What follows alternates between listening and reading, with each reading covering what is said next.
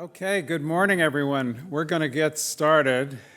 My name is Michael Rogawski, and I'm one of the organizers of the course. And I'm going to kick off with a description of what the course is. But before we do that, I just want to thank all of the students for the hard work that they put into their applications. For taking the time to travel here to Davis. I know it hasn't been that easy given the weather conditions. We like rain in California, but we don't like this much rain. Many of you have traveled from a long distance away. We have one of the students I noticed from Puerto Rico. We have a lot from the East Coast, some from here in California. We thank you for your willingness to engage in this course, which is going to be intensive. We're going to work hard during the next few days. And some of you are very senior in your own institutions. We have full professors. We have postdoctoral fellows. We may have a graduate student here or there. We have people of all educational levels. And we're going to ask you to have an open mind because we're going to learn new things that many of you haven't experienced before in your education. We want to particularly thank the faculty that have traveled here to Davis to be with us for the entire week. We have a really dedicated faculty, as you'll hear. This is the 10th offering of this course, and some of our faculty have been with us from the beginning, and they give freely of their time for this week, and it's just spectacular to have them. And of course, we want to thank the National Institutes of Health, NINDS, for the financial support and the moral support that they've provided us for this course. I'm going to start with some disclosures. I list some of the research funders for my lab, which is actually located in Sacramento at the School of Medicine, affiliated with UC Davis. I serve as a consultant to a number of pharmaceutical companies. I founded a couple of companies. I'm on a variety of scientific advisory boards and so forth. So this is a course in which in a very short period of time, we're going to try to convey the key elements to developing drugs for the treatment of nervous system disorders. And our objective is to train academic researchers. All of you are from academia. We don't have any of our students from the pharmaceutical industry. They learn how to do this craft from people within their own companies. But in academia, we generally don't learn the discipline of drug discovery. And so that's the purpose of this course, to help academics learn these skills. And ultimately, the objective is to reduce disability and lead to improved quality of life for those afflicted with neurological disorders. We're not going to teach you everything that you need to know to run a drug discovery program, but we want to teach you to recognize all of the elements that are involved so that you can interface with experts who can bring the required skills and knowledge to your own programs. So the concept here is that we want to familiarize you with all of the elements so that you can bring together a team, because drug discovery ultimately is a team sport. No single individual has all of the knowledge, all of the skills. But you need to know who you have to bring together, and that's the objective for us to introduce you to each of the various elements. We're going to be focusing on diseases of the nervous system, of course. And we ultimately want to give you the skills necessary to be successful in competing for the various translational grants that NINDS has to offer. Let me tell you a little bit about myself. I'm actually a practicing neurologist. I treat patients with epilepsy and headache disorders. I'm a professor in the Department of Neurology here at UC Davis. I also have a joint appointment in the Department of Pharmacology, and I've been trained in pharmacology. My research is fundamentally in pharmacology. We work with animal models of epilepsy and conduct studies of the mechanism of action of anti-seizure medicines on ion channel. In addition, I teach drug discovery and development in a graduate course here at UC Davis, and I've been involved with a variety of what I'm calling here extracurricular activities. I've served as a consultant to the FDA on the Peripheral and Central Nervous System's Drug Advisory Committee. My partner in crime here is Barb Slusher, who is sitting in the back, and you'll hear a lot from Barb during this week. Barb also is a pharmacologist. She's a professor at the Johns Hopkins School of Medicine in Baltimore. She has joint appointments in many departments, and you'll see when she gives her talk all of the different areas that she touches upon in her research. She has industry experience. She's a founder of a company, and she leads something called the Academic Drug Discovery Consortium, which is a professional society of academic drug discovery centers like the ones that she leads at Johns Hopkins. So how did this program come about? Well, 15 years ago now, and that seems just incredible that it's been that long, an advisory committee to NINDS recommended that there be a training program to teach academics the skills of drug discovery. And at that time, there was a reduction in the number of drugs that were being approved by the FDA, and it was considered to be somewhat of a crisis in the pharmaceutical industry. You can see that on the plot here, where you have years on the x-axis, and the height of those bars are the number of drugs that the FDA approved each year. And around 2008, things were flagging, and that shouldn't have been happening. And so NIH generally and NINDS in particular felt that academia could help, and that academics ultimately could facilitate the development of treatments, particularly for conditions that the industry wasn't interested in because it wasn't financially in their best interests to undertake those projects.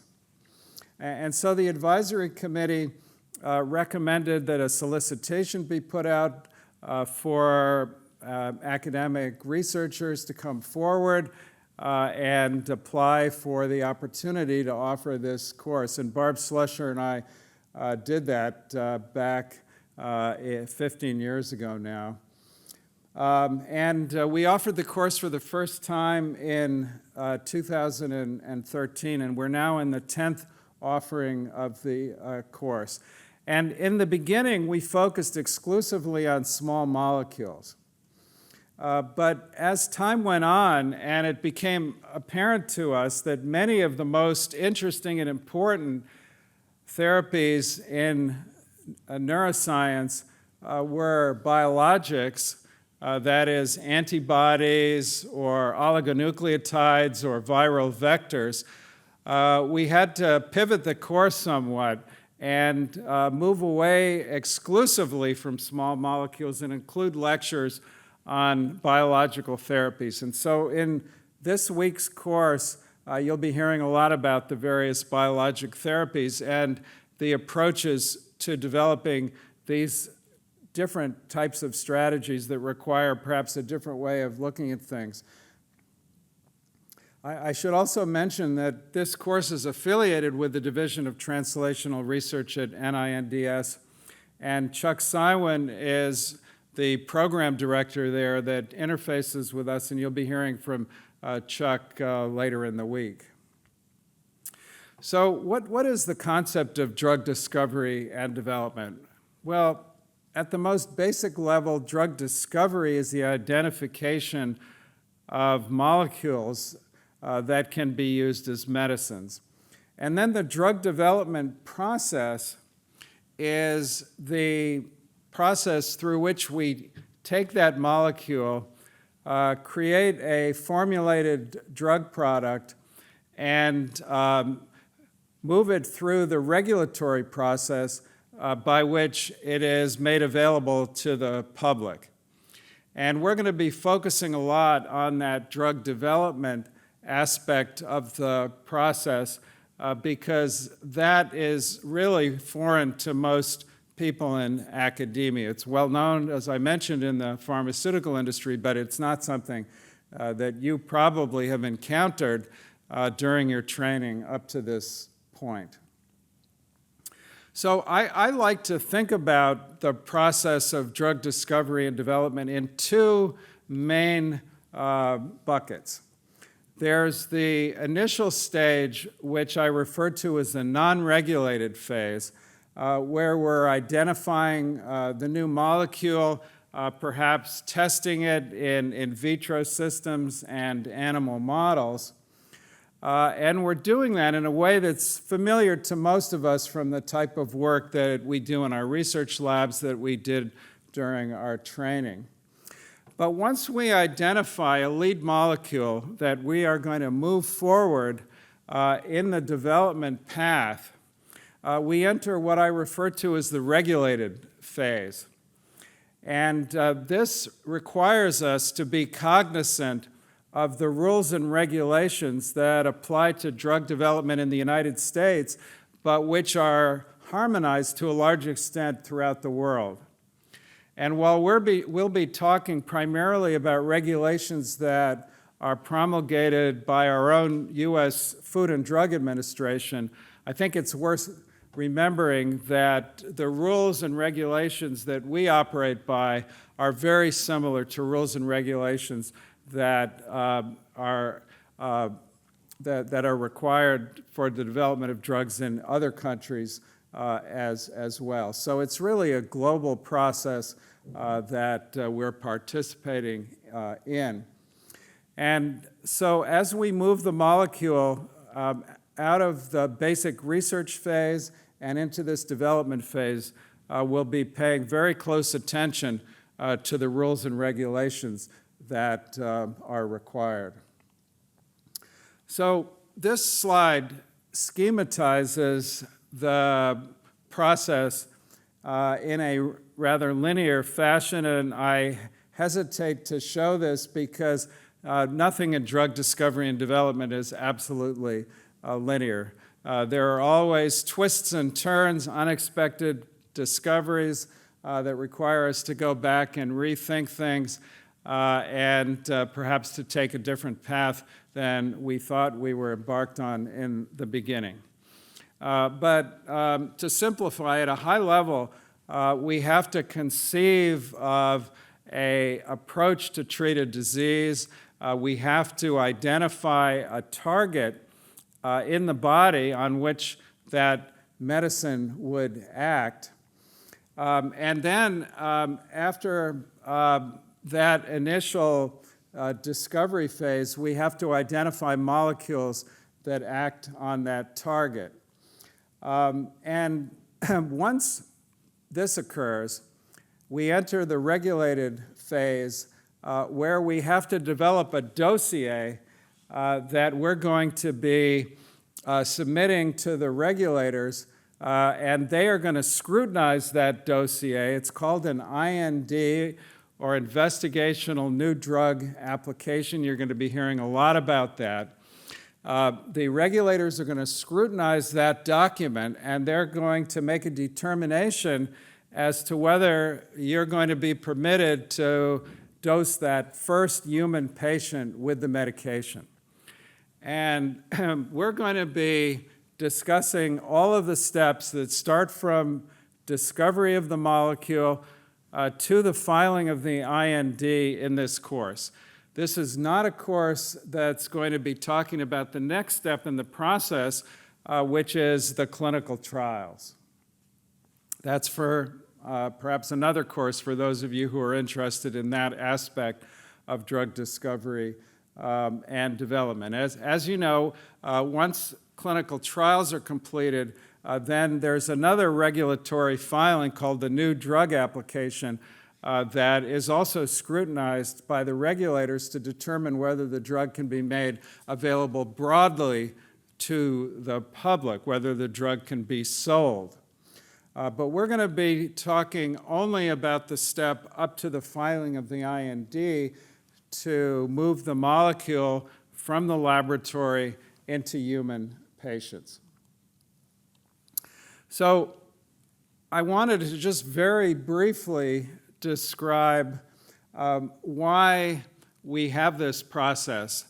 And it really relates to a series of laws that were developed because the public was not happy with the way things stood at the turn of the century between the 1800s and the 1900s. At that time, there were medicines that were concerning because they were toxic and there wasn't any evidence that the medicines were beneficial to treat the diseases for which they were purported to be effective. And so this started in 1906 with something called the Pure Food and Drug Act, and that required people who provided medications to the public to indicate what was in the medications.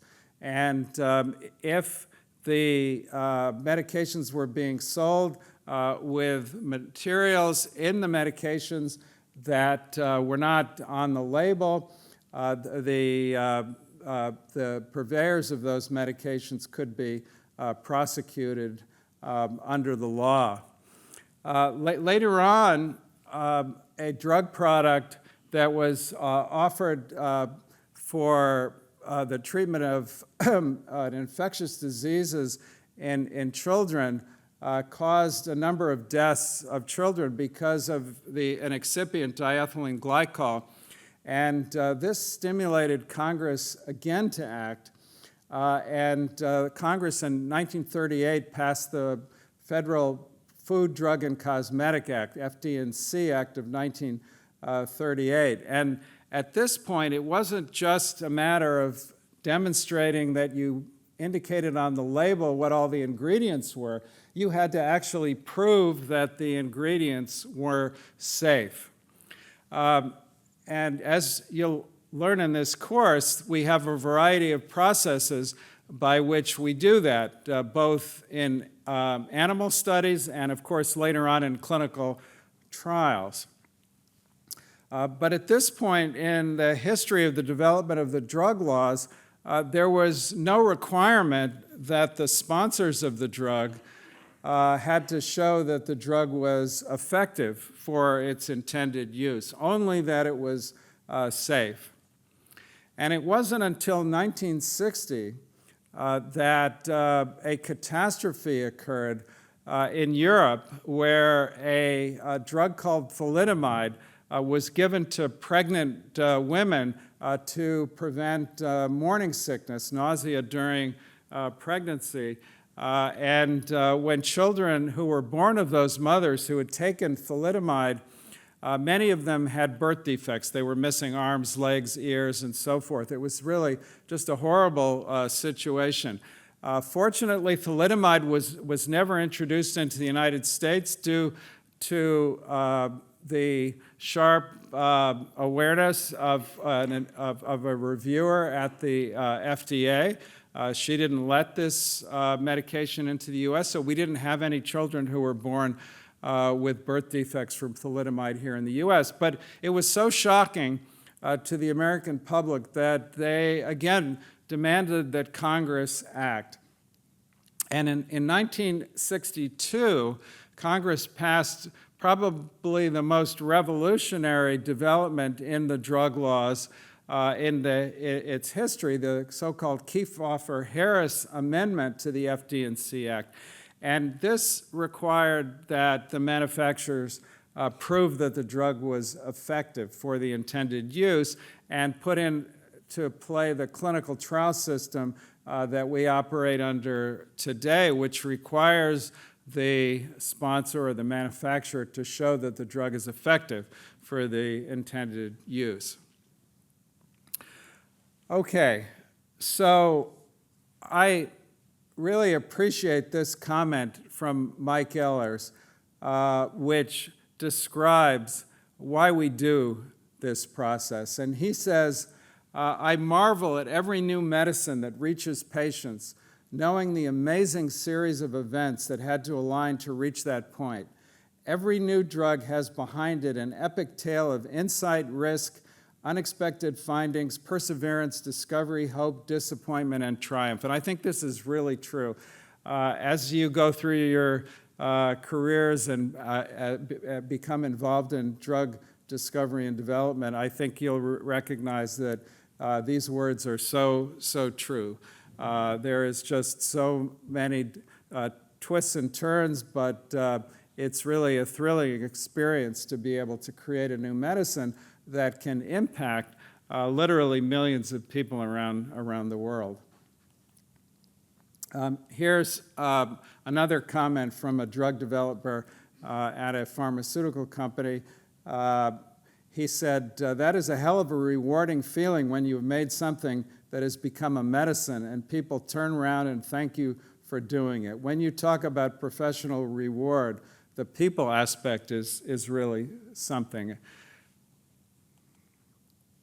Okay, so let's talk a little bit about neurologic disease and why we need new treatments. It turns out that neurologic diseases collectively are the leading cause of disability globally. They're not the highest cause of death. And it's a truism that many neurologic diseases produce disability, but they don't lead to death, like, for example, cancer or heart disease. So actually, the burden of neurologic disease overall is greater when you measure it in quality-adjusted life years. In other words, the number of years that people are suffering with the disease. And this can only increase because neurologic disease often occurs in the elderly, and of course our population is aging. This slide summarizes the fact that neurologic disease causes disability that's more significant than other types of diseases in terms of quality adjusted life years. This is a busy slide that I took from a recent paper that talks about the burden of neurologic disease. And I won't go through this in detail other than to say that there are some differences around the globe in terms of which diseases are the most prominent. But in virtually every country, stroke is the most prominent neurologic disease in terms of the burden that it imposes. And you can see some of the other diseases that are listed there. There's really a large number of them, and we've selected you as students to represent the various disease areas that are relevant in neuroscience. We wanted to make sure that we had a broad distribution of interests so that you could talk with your colleagues and help them appreciate the areas that are of interest to you and you to learn a bit about their interests. This is a slide that summarizes the burden over the lifespan. Neonatal issues produce a very high degree of burden, since the lifespan of the individuals affected could potentially be very long. And later on in life, as we age, we also are subject to various types of neurologic diseases that can produce increasing burden. Also, the economic burden of neurologic disease is very, very great. You can see here that a number of years ago, the burden was close to $800 billion. It's probably close to $1 trillion now, just in the United States. So it's quite significant. We've had a lot of successes over the years in neurologic therapeutics. When I was a resident in neurology back in the dark ages, there wasn't a whole lot we could do. But in the last number of decades, there really has been an explosion of therapies to treat neurologic disease.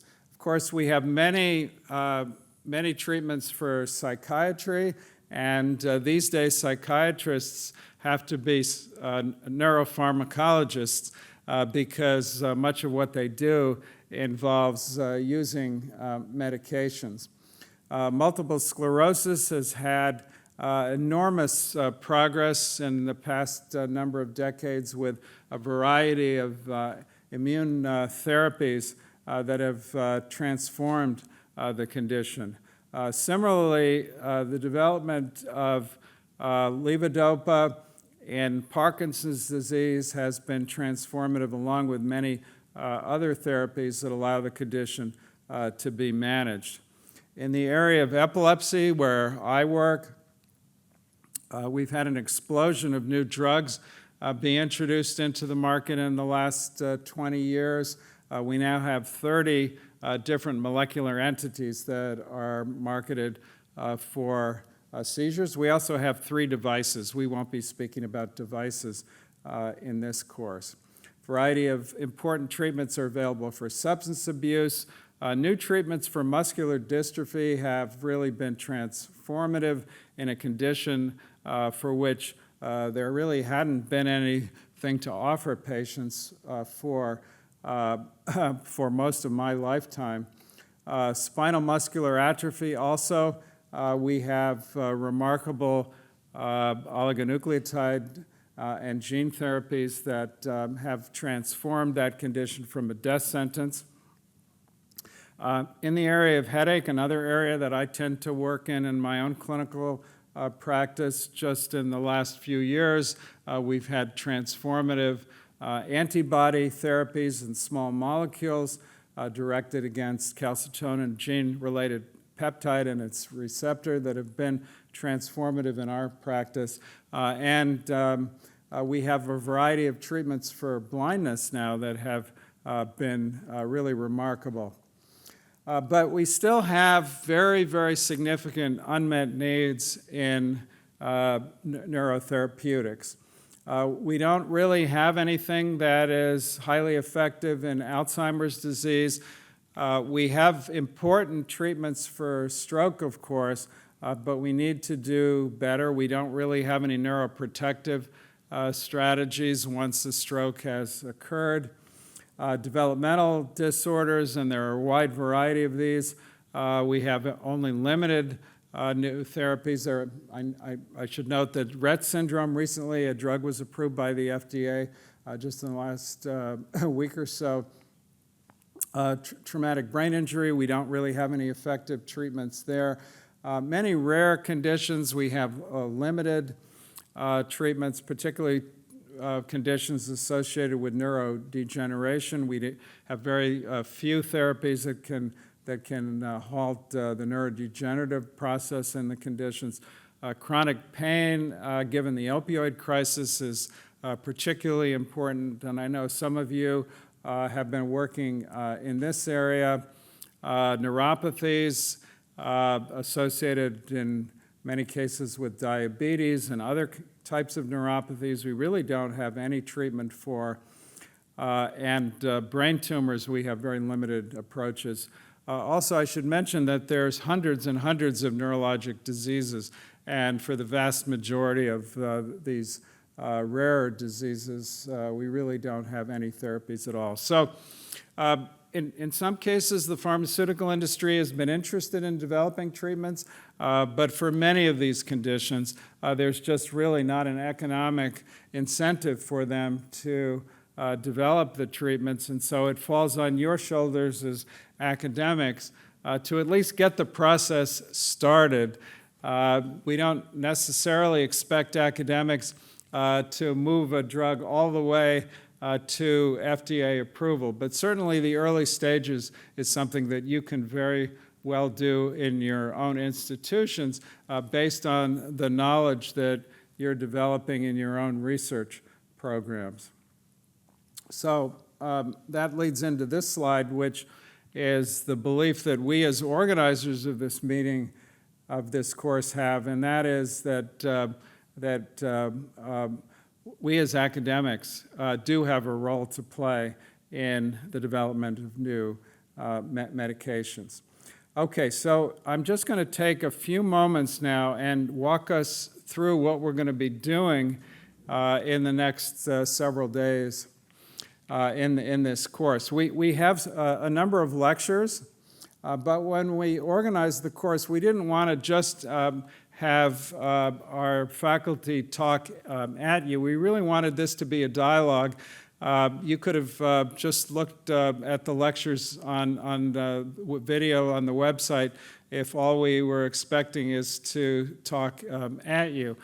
So we really want this course to be a dialogue and for us to get to know one another. We want to have you build a community among yourselves as unique individuals in academia with the skills in drug discovery, and we want you to get to know our faculty and have an opportunity to speak to them about the specific research projects that you're particularly interested in. And so in order to do that, we've created a variety of engagement exercises where you're going to have an opportunity to meet with the faculty who will be serving as mentors and an opportunity through the next several days to sit with each one of the faculty members and talk about the specific issues that relate to your own project. We thought that this was a good justification to bring you out here to Davis and to be here in person rather than to do this in a remote fashion. And then finally, we've set a project for you to participate in during the week. And we'll ask you to prepare a small 10-minute slide presentation to discuss your project with your colleagues. And the idea here is not to teach them the science as you would in a seminar that you might give at your institution or elsewhere, but rather to take the knowledge that you've learned in the course during the next several days and incorporate it into your own project and explain how you would develop a new treatment based upon the science that is relevant to your area. So just give us a very high-level overview of the science in those talks, and then talk about the specific steps that you're going to go through to get from where you are in the science to a medication that could be moved into clinical trials. So I'm just going to outline very quickly the topics that we're going to be focusing on. So initially we'll be tackling what we refer to as target-based drug discovery, where we have identified a molecular target in the body that we need to address with a medication. Then we use that target to identify a potential molecule that acts on that target in the appropriate way. So we first of all have to identify the target, and that'll be the next lecture after the one I'm giving now. Once we have that molecule, we have to move it into the lead stage which is a molecule that we would move forward in the development process. We're going to talk about how to do that in a couple of lectures. And we'll be talking about animal models that are used to develop proof of concept data for identifying a molecule and getting an indication that this molecule could potentially treat the disease. We also have then a series of lectures on drug development. ADME, or pharmacokinetics, is very critical. Understanding how the drug is handled by the body, how it's absorbed, how it's distributed, how it's metabolized, and ultimately how it leaves the body. All of these steps are absolutely critical to understand in drug discovery and development. We'll talk about that. We need to put the molecule in a form in which it can be administered to the patient, either as an oral pill or as an injection or what have you. And this process, again, is not something you learn about usually in a traditional PhD program or in a medical school program. But it's absolutely critical if you're going to make a medication. You have to have a form in which the molecule is administered. And so we actually have 2 lectures on this critical process of formulation. I mentioned we have to show that the medication is safe, and this is done through experiments that relate to toxicology. You'll hear about that in a lecture. And we're going to talk about the process of creating this regulatory document, the IND. We have a number of lectures on biologics, antibodies, AAV therapies, antisense oligonucleotides. We talk about intellectual property because if you're going to incentivize industry ultimately to make that product available to the public, you have to protect it to provide that economic incentive. So we do spend some time talking about this process, which you as academics will participate in with your technology transfer offices at your own home institutions. We're going to give examples of academics who've been successful in the drug discovery process. We have a lecture on rigor, which is absolutely critical to all research, including this type of research, and a very high priority for NINDS. We're going to talk about how we think about the end in mind when we're at the earliest stages of drug discovery, and we'll have a lecture from our program officer on the types of grant opportunities that are available to you as academic drug discoverers. Today, after the lectures this morning, we're going to have lunch, and you're going to get an opportunity to sit with the faculty mentors that have been assigned to you. And we're going to begin the round-robin process today, Wednesday, and Thursday, and you'll hear about that when we get into it. We have on Wednesday a responsible conduct of research exercise, which is something that all NIH training programs are required. Typically, these are a bit longer than what we have time for in this course, so we're just going to do this in an abbreviated fashion during lunch. We're going to talk about 2 stories that we've created, and we'll hand out those stories, and you can read them during the lunch. We'll have an opportunity for everybody sitting at each lunch table to describe their own impressions of the stories. And I'm expecting we're going to have divergences of opinion. They're not easy stories, but we hope that they get you thinking about some of the issues that may come up in your own drug discovery and development activities. We have a variety of special activities that we've created for you. We have an opportunity before each dinner to get together informally and discuss the day's activities, get to know each other, and discuss what we learned. The dinners are in various locations just to kind of mix it up a little bit and make it interesting. We do have a special lecture on Wednesday. Dr. Adrian Craner from the Cold Spring Harbor Laboratory will be joining us and talking about his work in the development of oligonucleotide therapies that have really been transformative in neurology. We hope that on Thursday, the weather conditions will permit us to take a walk outside. There's a beautiful arboretum that winds its way through the UC Davis campus with examples of the vegetation that exists in various places around the state of California, from the deserts to the forests and so forth.